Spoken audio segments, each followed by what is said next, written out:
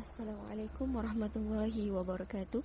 Saya Hamizah binti Muhammad Chamar, pelajar UKM semester 2 2019-2020 akan membentangkan tentang fiqh ibadah yang bertajuk zakat perniagaan dan zakat wang simpanan.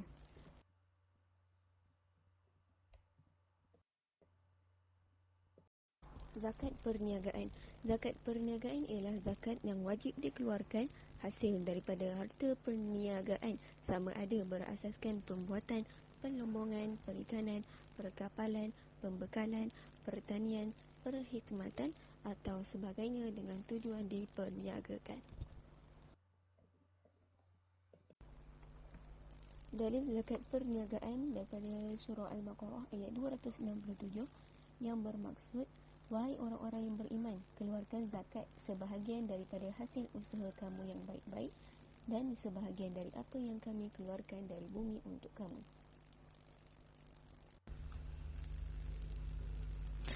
أعوذ بالله من الشيطان الرجيم بسم الله الرحمن الرحيم يا أيها الذين آمنوا أنفقوا من طيبات ما كسبتم ومما أخرجنا لكم من الأرض ولا تيمموا الخبيث منه تنفقون ولستم بآخذيه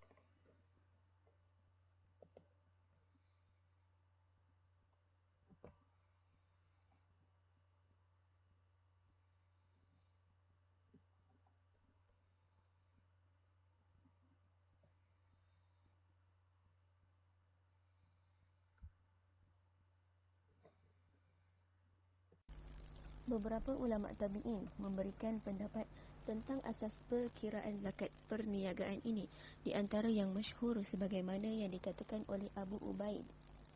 Maimun ibnu Mihran menjelaskan, apabila sudah tiba tempohnya kamu berzakat, iaitu cukup haul, hitunglah berapa jumlah wang tunai yang ada padamu, dan bagi barang perniagaan yang ada, nilaikanlah ia dengan mata wang.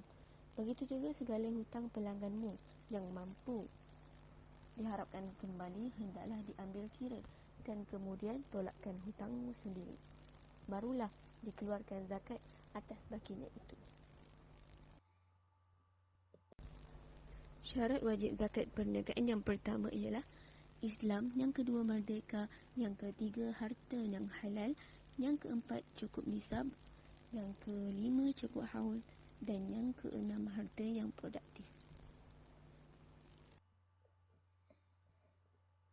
Kaedah pengiraan zakat perniagaan, terdapat dua kaedah atau pendekatan yang boleh digunakan, iaitu yang pertama model-model berkembang urfiyah dan yang kedua model-model kerja syar'iyah.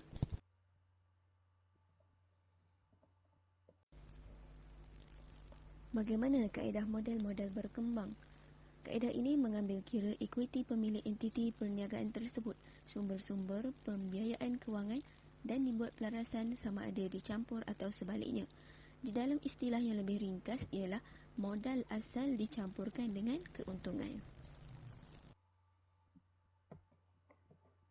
Yang kedua, model-model kerja. Kaedah ini mengambil kira kedudukan aset semasa perniagaan, ditolak dengan tanggungan semasa perniagaan, dan dibuat pelarasan. Zakat wang simpanan. Mata wang wajib dikenakan zakat kerana ia boleh digunakan untuk bermuamalah sama dengan emas dan perak.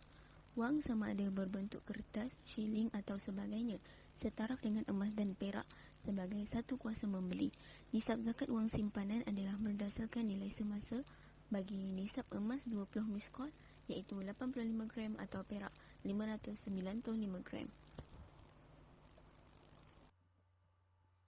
Dalil wajib zakat, sabda Rasulullah SAW, apabila kamu mempunyai 200 dirham dan telah cukup haul, iaitu genap setahun, diwajibkan zakatnya 5 dirham, dan tidak diwajibkan mengeluarkan zakat emas kecuali kamu mempunyai 20 dinar, salah satu mata wang zaman dahulu yang digunakan di negara Arab.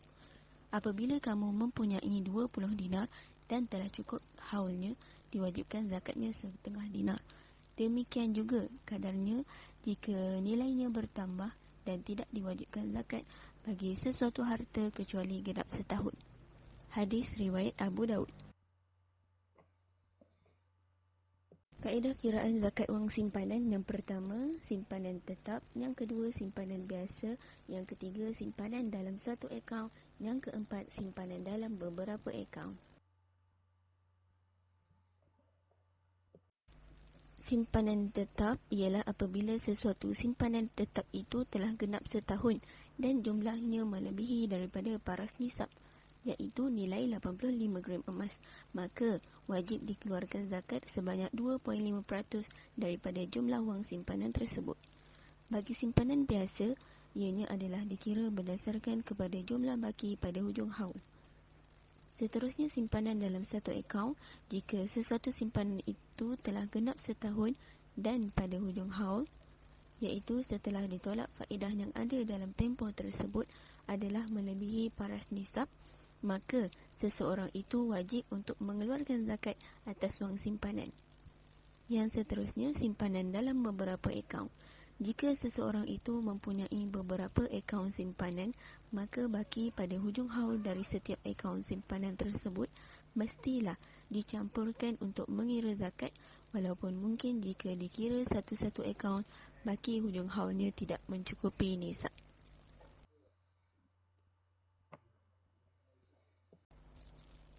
Bagaimana pula zakat wang simpanan yang berkaitan dengan hutang? Zakat ke atas hutang tiada nas yang jelas dan menjadi ikhtilaf di kalangan fuqaha.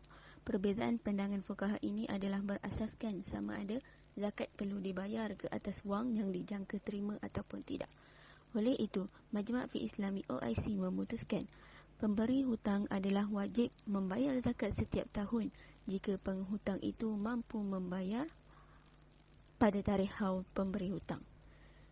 Seterusnya, jika penghutang itu tidak mampu atau menangguhkan bayaran balik hutang, maka zakat wajib dibayar oleh pemberi hutang setahun selepas penerimaan atau bayaran balik hutang tersebut.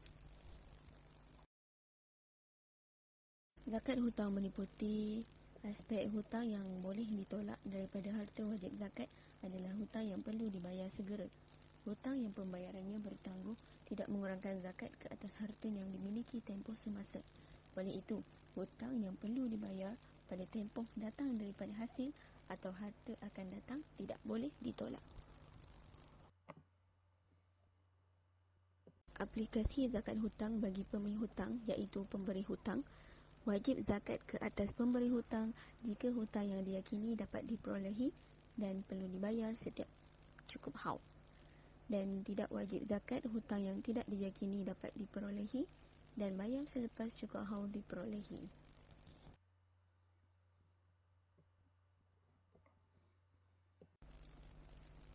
Aplikasi zakat hutang bagi penghutang, iaitu penerima hutang, boleh ditolak daripada harta zakat sudah tertangguh atau perlu dibayar segera untuk haul berkenaan. Tidak boleh ditolak daripada harta zakat ialah hanya perlu bayar haul yang tertangguh ataupun akan datang. Aplikasi